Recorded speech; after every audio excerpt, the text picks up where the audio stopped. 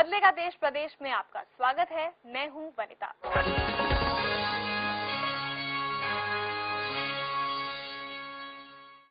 पिछले एपिसोड में हमने आपको दिखाया था हरियाणा में बिगड़ी कानून व्यवस्था का हाल।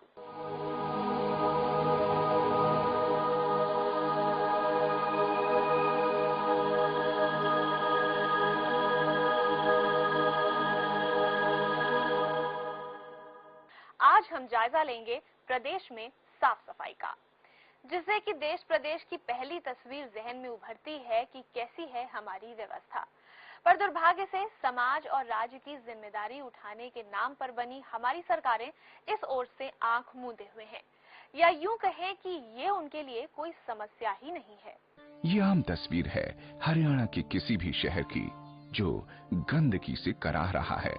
हाल ये है कि शहर में कूड़े के ढेर तो बढ़ते जा रहे हैं, शहर की नालियां भी न सिर्फ गंदे पानी से भरी रहती हैं, बल्कि खुली भी रहती हैं। कई शहरों में सीवरेज सिस्टम की पर्याप्त व्यवस्था नहीं है और जहां है भी वो बढ़ती आबादी के बोझ तले करा रही है। लेकिन इनकी साफ सफाई की जिम्मेदारी उठाने वाला कोई नहीं, सब राम भरोसे है। ये हाल कमोबेश प्रदेश के हर शहर का है, जहां सरकारी मशीनरी तो बन गई है, लेकिन जिम्मेदारी के नाम पर है सिर्फ बयानबाजी या दोषारोपण। बस ये गंदगी है सारे उड़ के हमारे घरों में बढ़ता है जी यार। ये सारे बदबू आती है, जब कूड़ेदान कोई नहीं उठाने आता यहाँ से कूड़ा भी 8-8 दिन ऐसे ही नहीं पड़ा रहता है, सुबह से शाम तक हो जाती है, कोई नहीं उठाने आता। हम कह के जिम्मेदारों से भी कह के थक गए, एमसी के पास भी गए, भाई ये कूड़ेदान यहाँ से उठवा दो हमारे घर के पास से। यहाँ रात दिन मच्छर मक्खी बहुत बुरा हाल रहता है। हमारा तो दुकान भी, हम अपनी शॉप भी बंद कर देते हैं भाई, यहाँ से बदबू बहुत आती है हमारे को। तो आज से कुछ साल पहले पीछे हम चले जाएं तो उस टाइम जो सफाई कर्मचारी होते थे उनके पास बहुत ज़्यादा काम होता था। सॉइल्स जो है वो नाइट सॉइल्स वगैरह वो सिर के ऊपर उठाते थे, काम बहुत ज़्यादा होता था, लेकिन उस टाइम भी काम बड़ा अच्छा होता था। लेकिन आज जो है क्या है कि पॉपुलेशन बहुत बढ़ चुकी है और जो कर्मचारी हैं वो कम होते जा रहे हैं। गांव में देखो चारों तरफ गंदगी के ढेर लगे हुए हैं और गंदगी बहुत ज्यादा है, कोई सफाई की कोई व्यवस्था नहीं है। स्वीपर कभी कभी गांव में आते हैं और दूसरी बात यह है कि शौचालय के लिए लेडीजों को खेतों में जाना पड़ता है। गांव के अंदर घर में किसी के भी शौचालय नहीं बने हुए। मेरे ख्याल से कि जब हम लोग बहुत सारी चीजों के बारे में हमारी सरकारें सोच रही थी कि पानी की व्यवस्था होनी चाहिए, सड़कें होनी चाहिए, बिजली होनी चाहिए, शिक्षा होनी चाहिए, लेकिन इसके बारे में नहीं सोचा गया कि जो कूड़ा करकट किसी घरों से निकलेगा उसको हम कहाँ डालेंगे, वो कहाँ पहुंचेगा, इसके ऊपर 1% भी नहीं सोचा गया। आज आप किसी गली में चले जाएं, पॉश से पॉश लोकेलिटी में चले जाएं, गांव की तो बात मैं कहना नहीं चाहती, मुझे गांव फिर भी थोड़े ठीक ठाक लगे क्योंकि लोगों ने खुद ही अपने घरों में खोद के या कहीं ऐसी जगह पे कुछ थोड़ा बहुत डाल रखा था। लेकिन शहरों की व्यवस्था तो मैंने वर्ष होते हुए देखी। कूड़े करकट के निपटान की जिम्मेदारी स्थानीय निकायों या हरियाणा शहरी विकास प्राधिकरण की है। कूड़ा करकट प्रबंधन की ना तो कोई नीति है और ना ही सुचारू प्रबंधन। जो सफाई कर्मचारी हैं भी, उन्हें या तो अफसरों और राजनेताओं के घरों पर इस्तेमाल किया जाता है या तो उनसे अन्य किस्म के कार्य कराए जाते हैं। कहाँ तो डिस्पोजल की व्यवस्था हर चौक चौराहे और चौपालों पर होनी चाहिए थी, पर हाल ये है कि शहर का सबसे व्यस्त और सबसे ज्यादा टैक्स देने वाला इलाका भी इस बुनियादी चीज से महरूम है। बाकियों का क्या हाल होगा, इसका अंदाजा जनता लगा सकती है। ये है गुड़गांव का सबसे पॉश इलाका और ये है हरियाणा के एक और पॉश इलाके का सच।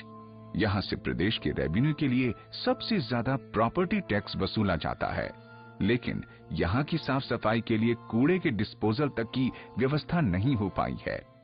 तो प्रदेश के दूसरे इलाकों, शहरों और गांवों की स्थिति का अंदाजा आसानी से लगाया जा सकता है।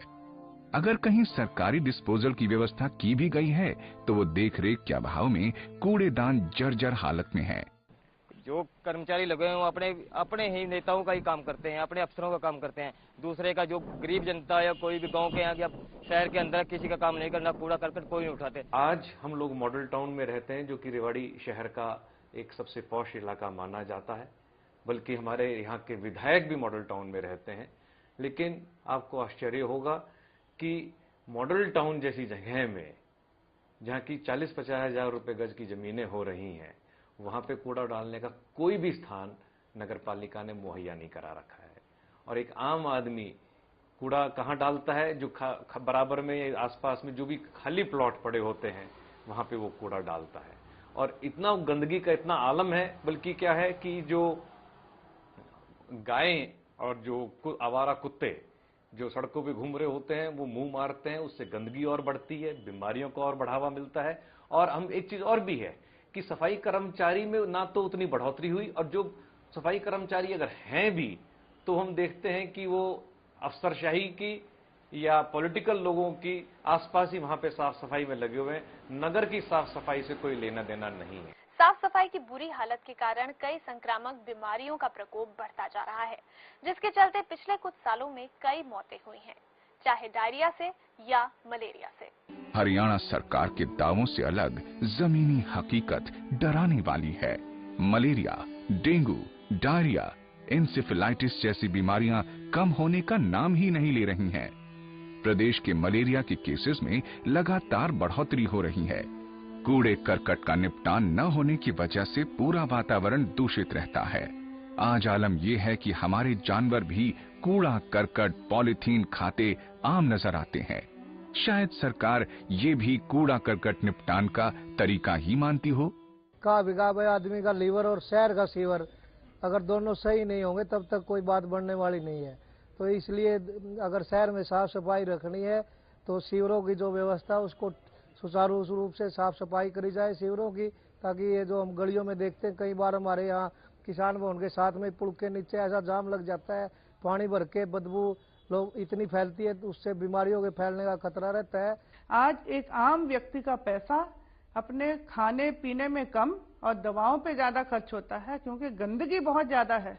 उस गंदगी से वो सारा खुद ग्रहण करता है। मिठाई के ठेले लगे हुए हैं, मिठाई की दुकानों में सारी मिठाई खुली पड़ी है, सड़क वाहन आ रहे जा रहे हैं, धूल उड़ रही है, वही जनता खा रही है। और ये ठंड के ये गर्मियों के मौसम में कैसा पानी पीने को मिल रहा है, क्या रंग मिलाया जा रहा है उसको, क्या कुछ किस तरह से जनता को, इसकी कोई चेकिंग नहीं है। और अगर चेकिंग है तो वहाँ भी भ्रष्टाचार है, पैसा देके ये हर चीज वहाँ पे अप्रूव करा ली जाती है। हरियाणा का औद्योगिकरण बहुत तेजी से हुआ है, लेकिन बेतरतीब, जिससे विकास कम विनाश ज्यादा हो रहा है। शहर के बीचों बीच सड़ता कूड़ा और उद्योगों से निकलता जहरीला पानी प्रदेश के लोगों को बीमारियां बांट रहा है। हरियाणा के किसी भी औद्योगिक क्षेत्र में गंदे पानी के निकासी की व्यवस्था नहीं की जा सकी है। सीवेज ट्रीटमेंट प्लांट तो दूर की बात है, वहीं अब तक शहरों के रोज कई टन निकलते गंदे कूड़े के ट्रीटमेंट का कोई प्रबंध नहीं हो सका है। इसे कहीं भी डंप कर दिया जाता है। इसके अलावा हरियाणा में पॉलीथीन का इस्तेमाल धड़ल्ले से चल रहा है, बावजूद इसके कि हरियाणा सरकार इस पर बैन लगा चुकी है।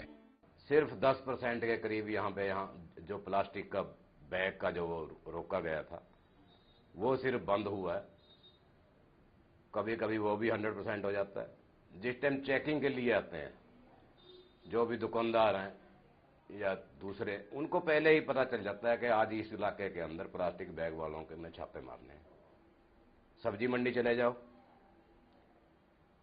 किसी मिल्क बूथ पे चले जाओ तो आपको धड़ल्ले से आप मांगेंगे कि हाँ प्लास्टिक बैग, या तो आप मांगेंगे, अदरवाइज 99% वो दुकानदार आपको पॉली बैग में डाल के अपने आप ही दे देगा। सबसे बड़ी समस्या क्या है कि यहाँ पर निकासी का ना होना।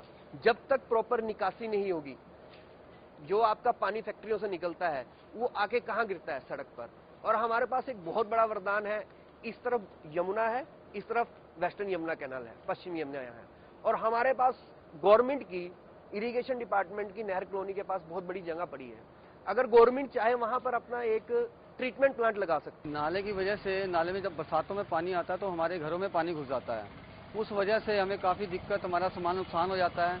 और कई सरकारें आई, हमने कईयों से कहा कि मतलब कि हमारी समस्या को दूर करो, पर वो आज तक वही समस्या वही की वही है, वो दूर नहीं है। 15 साल हो गए हम इसी समस्या से जूझ रहे हैं, पर कोई सुनने वाला नहीं है। देखिए, बात करते हैं अगर आप वेस्टेज की, गार्बेज की, तो गार्बेज को अगर हम चाहते हैं कि इसे डिस्पोज किया जाए तो उसके लिए रिसाइकलिंग प्लांट बनाने चाहिए। और ये कौन करेगा? ये वो आप और मैं मिलकर नहीं कर सकते। ये काम गवर्नमेंट का है, सरकार का है, जिसे हम लोग चुनते हैं। और सरकार अगर इस ओर ध्यान नहीं दे रही तो इस मसले पर कैसे काम होगा? सरकार अगर अपनी जिम्मेदारियों के प्रति जागरूक रहे तो इन समस्याओं से बचा जा सकता है। अभी वक्त हुआ है एक ब्रेक का। ब्रेक के बाद हमारे साथ होंगे समस्त भारतीय पार्टी के राष्ट्रीय अध्यक्ष सुदेश अग्रवाल, जो इन गंभीर समस्याओं पर अपनी बेबाक राय रखेंगे। आप कहीं मत जाइएगा, देखते रहिए बदलेगा देश प्रदेश।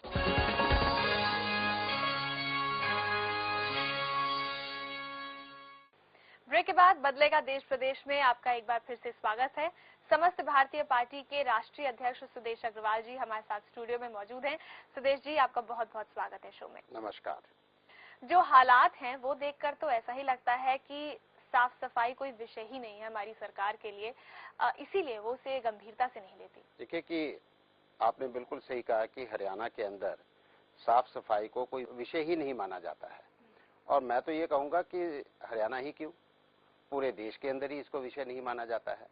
आप देखिए कि चारों तरफ नजर दौड़ाकर देखिए, आपको हर जगह कूड़ा ही कूड़ा नजर आएगा। चाहे आप रेलवे स्टेशन पे चले जाइए, गाँव में चले जाइए, गलियों में देख लीजिए या शहरों में देख लीजिए, आप कहीं पर भी देख लीजिए, रेलवे लाइंस पर देख लीजिए, लेकिन चारों तरफ कूड़ा ही कूड़ा नजर आता है। तो क्या है, और हरियाणा की मैं अगर आपको थोड़े से आंकड़े भी बताऊं कि इंटरनेशनल मापदंडों के अनुसार 200 से 500 ग्राम हर व्यक्ति का कूड़ा निकलता है हर रोज। हर रोज जो कूड़ा निकलता है वो 1200 से 1500 टन जो है कूड़ा हर रोज निकलता है। हरियाणा, सिर्फ हरियाणा की बात मैं कर रहा हूँ। और आप उसको एक महीने में देखिए तो कम से कम भी वो 40,000 टन जो है वो एक महीने में पूरा होता है। और एक साल के अंदर जाके वो कम से कम भी 4 लाख टन हो जाता है। और 10 साल की बात करें तो 40 लाख टन हरियाणा की सड़कों के चारों तरफ कूड़ा जो है वो फैला हुआ है। ये कूड़ा आपको इसलिए चारों तरफ दिखाई देता है, चाहे गांव में चले जाइए चाहे शहरों में चले जाइए, आज कूड़े की ये व्यवस्था जो है हमारी बन चुकी है। और शायद जनता ये सोचती होगी कि सिर्फ कूड़ा जो है वो सिर्फ घरों से निकला, हम उस कूड़े की बात करते नहीं। कूड़ा वहीं से नहीं निकलता है, घरों से तो एक किस्म का कूड़ा निकलता है, फिर औद्योगिक कूड़ा निकलता है, फिर साथ ही साथ जो अस्पतालों से कूड़ा निकलता है जो कि हजार्डस वेस्ट कहला जाती है, फिर केमिकल कूड़ा निकलता है, गंदे पानी की निकासी होती है, दरख्तों से कूड़ा निकलता है, एनिमल वेस्ट निकलती है, जनरल वेस्ट भी निकलती है, जैसे प्लास्टिक्स है, प्लास्टिक की बोतलें हैं, रबर है, ये भी जनरल कूड़ा निकलता है। आप देखिए कि कितने किस्म का कूड़ा जो है वो निकलता है। अगर कूड़े की व्यवस्था नहीं की, इसके निपटान की या इसको हैंडल करने की, प्रबंधन करने की सही व्यवस्था नहीं की, ये एक बहुत ही बड़ी समस्या है। और इसके आसार जो है हमारी रोजमर्रा की जिंदगी पर पड़ते हैं, बीमारियां फैलती हैं। तो इसलिए ये बहुत जरूरी बात है कि सरकार इसके ऊपर नियंत्रण करे। हरियाणा के अंदर जो पहला सॉलिड वेस्ट ट्रीटमेंट प्लांट लगा वो 2006 में लगा, जो कि अंबाला के पास पटरी गांव में उन्होंने उसका किया। आप भी देखें कि 1966 में हरियाणा बना और 2006 के अंदर पहला प्लांट लगता है। इसका मतलब 40 साल तक आपने कूड़े करकट को समस्या माना ही नहीं। ये तो जीता जाता उदाहरण है। तो आज भी इस समस्या के ऊपर कोई ज्यादा चिंता नहीं हो रही है, ये हमारा कहना है इसके ऊपर। प्रदेश में साफ सफाई के लिए क्या आप राज्य सरकार के अलावा प्रदेश की नगर पालिका और पंचायतों को भी जिम्मेदार मानते हैं? देखिए कि प्रदेश के अंदर जो साफ सफाई का इंतजाम की जो जिम्मेदारी है वो लोकल बॉडीज के हाथ में आती है, चाहे वो म्युनिसिपल कॉर्पोरेशन है या म्युनिसिपल काउंसिल है या म्युनिसिपल कमेटी है या पंचायतें हैं, उनके अंदर उनका ये जिम्मेदारी बनती है कि वो साफ सफाई व्यवस्था का पुख्ता इंतजाम करें। लेकिन ये बॉडीज भी सरकार की हिदायतों से ही तो काम करती हैं। पैसा कहाँ से आता है? पैसा आता है सरकार से। अगर वो सरकार इनको पैसा ही नहीं देती तो ये लोकल बॉडीज कुछ नहीं कर सकती। इनको जिम्मेदारी तो दे दी लेकिन इनको पास पैसा ही नहीं है तो ये करेंगे क्या? तो आज अगर सरकार की नीयत ठीक है, राजनेताओं की नीयत ठीक है कि हमें इस समस्या के ऊपर काम करना है, तो इस व्यवस्था का प्रबंधन हो सकता है और लोकल बॉडीज को हम सक्रिय रूप से काम करने के लिए बाध्य कर सकते हैं। चाहे वो सॉलिड वेस्ट ट्रीटमेंट प्लांट्स लगाने की बात करें, चाहे हम सीवरेज ट्रीटमेंट प्लांट्स लगाने की बात करें, चाहे हम लैंडफिल साइट जहां पे हमें इनको की दबाना है या कूड़े करकट को निपटान करना है उसकी बात करें, चाहे वेस्ट को डिस्पोजल के लिए हम इसमें से खाद भी बना सकते हैं। अब अगर हम गांव की बात करें तो गांव के अंदर हमें ऐसे ट्रीटमेंट प्लांट लगाने चाहिए जिससे कि खाद बन सके।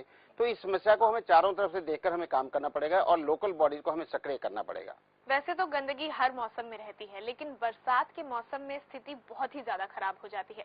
ऐसा लगता है जैसे मौसम ही बीमारियों का आ गया है। इससे कैसे निपटा जाए? देखिए कि ये आपने बिल्कुल सही कहा कि हर मौसम में गंदगी तो हर मौसम में ही फैली रहती है, जैसे मैंने पहले भी कहा है।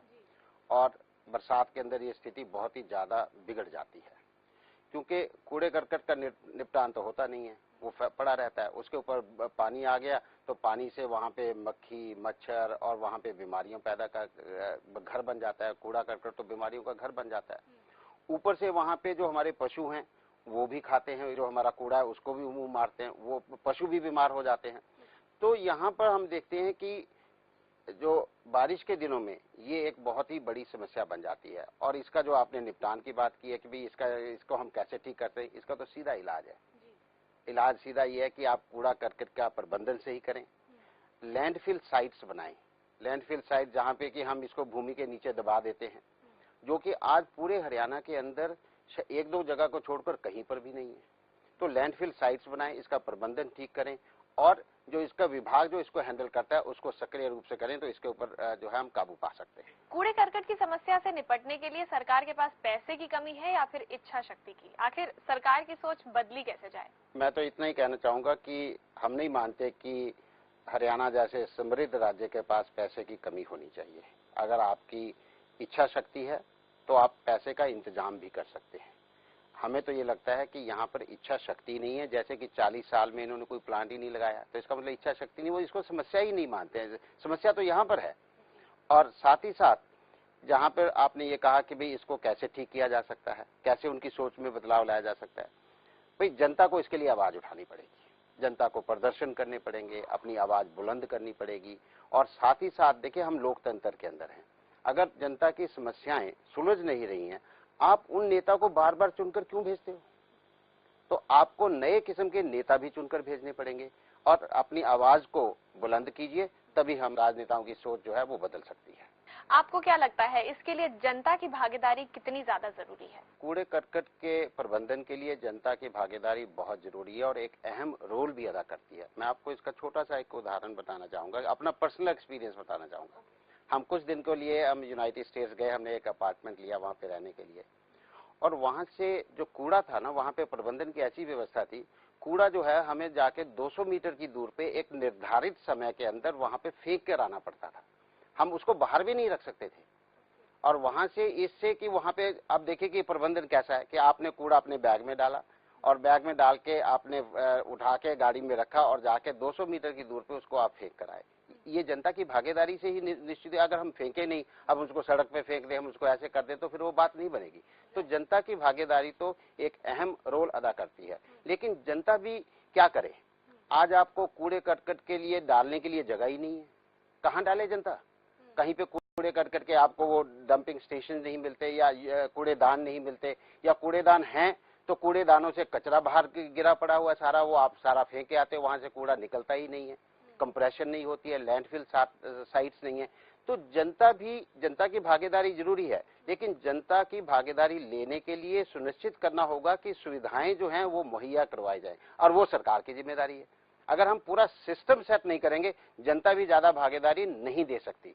और दूसरी चीज देखिए कि आप विकसित देशों में चले जाइए, सिंगापुर में चले जाइए, वहां पे अगर आप लिटरिंग करते हैं, आपके ऊपर फाइन्स बहुत ज्यादा लगते हैं, इतने ज्यादा दंड लगते हैं कि आप उसको सहन करना भी आपको पिंच करता है कि यार मेरी जेब से इतने पैसे चले गए, तो आप फिर रास्ते पे आ जाते हैं।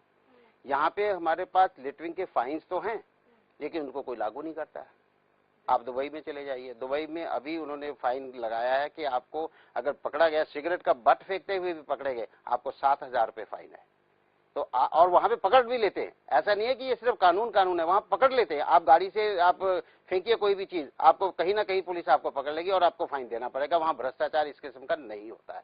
तो आज ये समस्या जो है, जनता के साथ, जनता को भी साथ देना होगा, लेकिन प्रशासन को ऐसा तंत्र भी खड़ा करना होगा जिससे कि जनता साथ चल सके। जी, इस सोच को कैसे तरजीह दी जाए कि साफ सफाई न सिर्फ हमें बीमारियों से दूर रखती है, बल्कि हमारे जीवन स्तर में भी एक व्यापक सुधार लाती है। ब्रेक के बाद जानेंगे कि समस्त भारतीय पार्टी के पास इस समस्या से निपटने के लिए क्या उपाय हैं। आप देखते रहिए बदलेगा देश प्रदेश।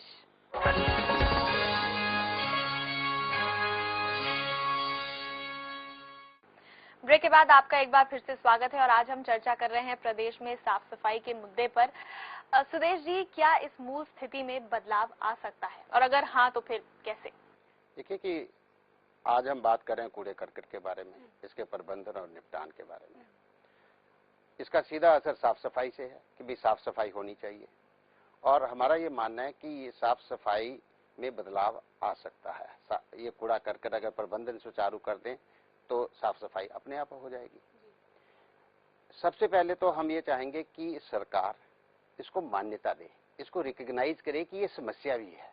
आज तो जैसे मैंने पहले भी कहा कि इसको हम समस्या ही नहीं मानते, इसको समस्या मानेंगे तो हम इसके लिए उपचार भी करेंगे। समस्त भारतीय पार्टी इसको समस्या मानती है, छोटी समस्या नहीं मानती है, इसको एक बहुत बड़ी समस्या मानती है और इसके लिए हम बहुत से ऐसे कदम उठाएंगे जो कि इस परिस्थितियों को बदलेंगे। आज कूड़े करकट के निपटान के लिए जो निकाय हैं, लोकल बॉडीज हैं, हम उनको सक्रिय करेंगे। सबसे पहले तो उनका जो साधन है या उनके यंत्र हैं, सुविधाएं हैं, लैंडफिल साइट्स हैं, जो फिजिकल इंफ्रास्ट्रक्चर चाहिए इसके लिए, उसको हम ठीक करेंगे।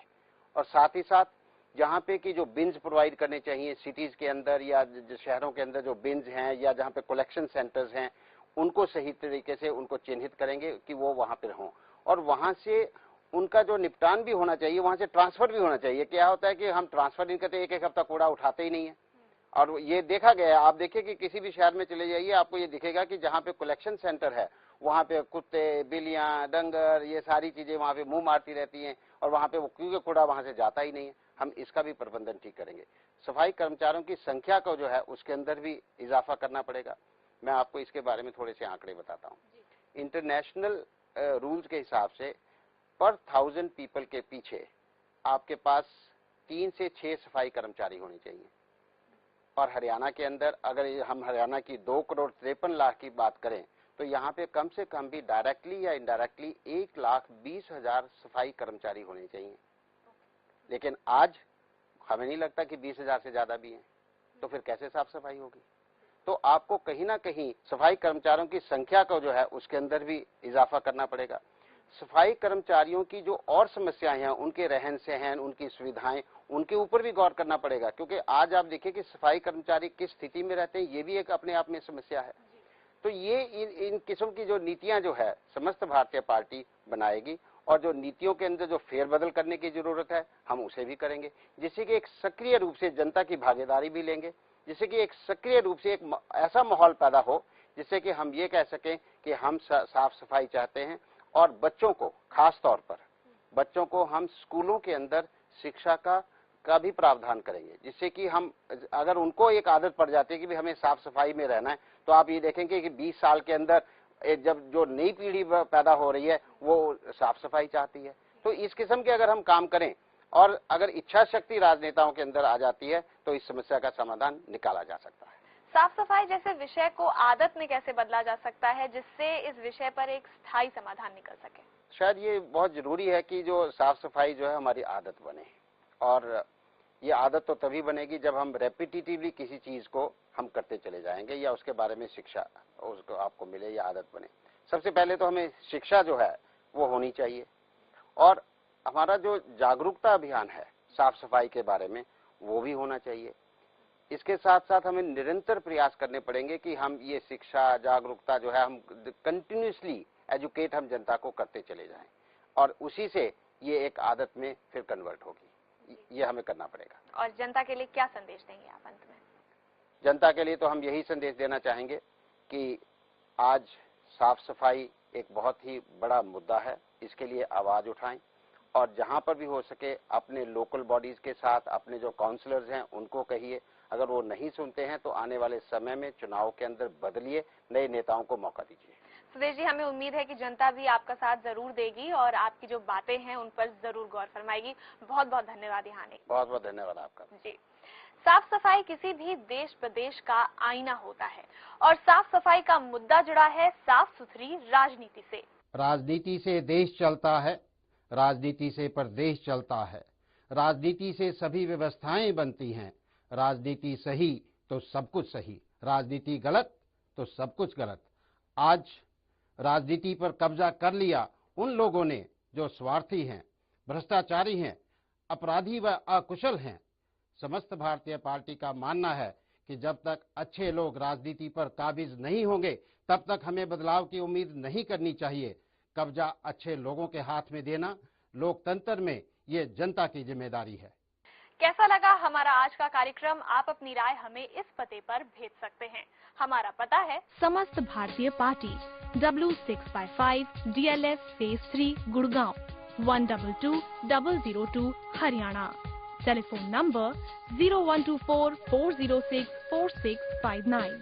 आप हमें ईमेल भी कर सकते हैं on info@sbparty.org और हमारी वेबसाइट है www.sbparty.org। अगले एपिसोड में हम बात करेंगे प्रदेश के स्वास्थ्य महकमे के स्वास्थ्य के बारे में। तब तक के लिए नमस्कार। इस एपिसोड को आप समस्त भारतीय पार्टी की वेबसाइट और YouTube पर भी देख सकते हैं।